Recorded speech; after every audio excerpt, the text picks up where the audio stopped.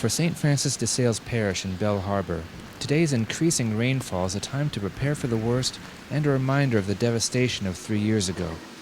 Monsignor John Bracken has lived in the area for 48 years. He remembers well how Hurricane Sandy's storm surge rampaged through his hometown and how the community has recovered.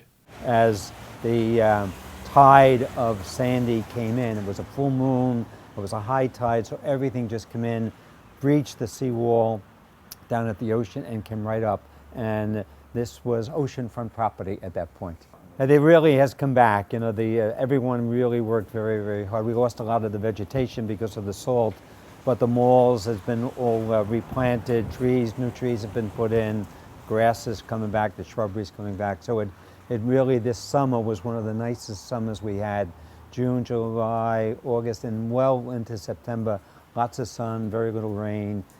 But today, obviously, summer is gone and we're into fall. Are you or other people you speak to concerned at all about what might or might not be happening this weekend? I think people are concerned. I don't think there's panic in that sense, but people knowing what they went through 3 years ago realize that Mother Nature can be very fickle.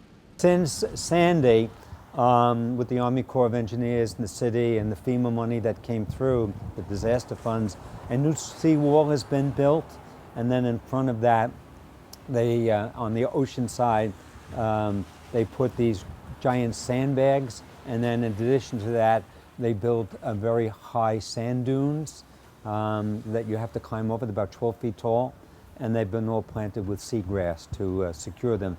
Houses have also been rebuilt and raised higher with floodwaters in mind.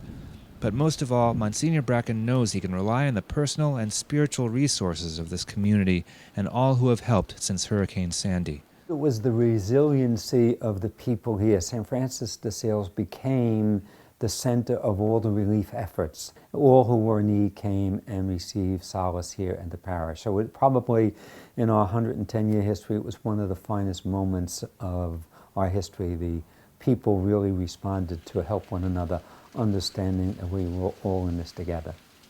Reporting for Currents, I'm Conrad Aderer.